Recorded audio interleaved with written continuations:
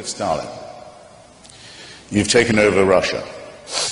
You've been educated in a seminary in Georgia, by the way. Up till 1917, for hundreds of years, hundreds of millions of Russians have been told that the head of the state is a god, that the Tsar is above power, ordinary secular power, that he's the head of the Russian Orthodox Church as well as the... You shouldn't be in the dictatorship business if you can't take advantage of a deep well of credulity and servility like that. It's your golden opportunity. What does he do? Heresy trials. Heresy trials, witch hunts, miraculous discoveries such as Lysenko's biology, the worship of the leader from whom all blessings flow. As I described North Korea, the most religious state I've ever seen. Mutatis mutandis, this would apply also to Mao's China, with the same background of superstition and servility. Now, for there to be a fair test about this, you'd have to do the following.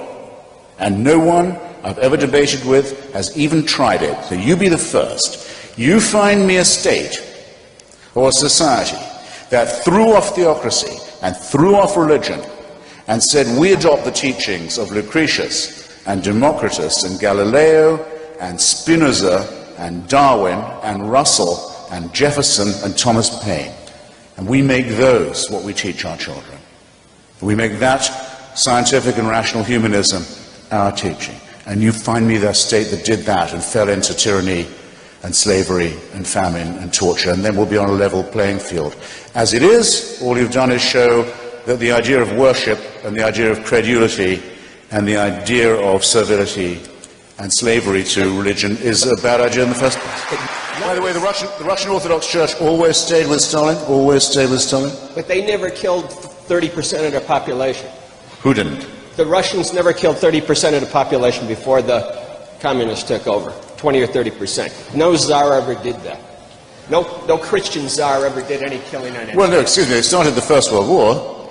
They started the pogroms. They brought the protocols of the Elders of Zion that was imported by Tsarist secret policemen to National Socialist Christian gangsters in Europe. How much do you think the export of Russian Orthodox anti-Semitism cost us in point of lives and war?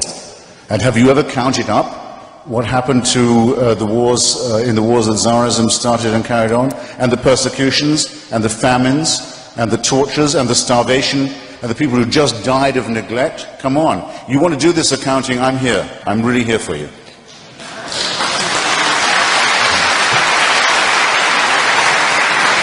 Or what the Serbian Orthodox and the Russian Orthodox have just done in the Balkans. The most recent genocide we've seen in Europe, entirely done by a Russian and Serbian Orthodox fascists and Catholic Croatian Ustasha, grinding a whole part of civilized Europe into nothingness and bloodshed for their filthy, stupid medieval quarrels. How dare you say that any secularist, we who've opposed this kind of barbaric stuff, are on all fours with these creeps? You should take it back. You owe me an apology.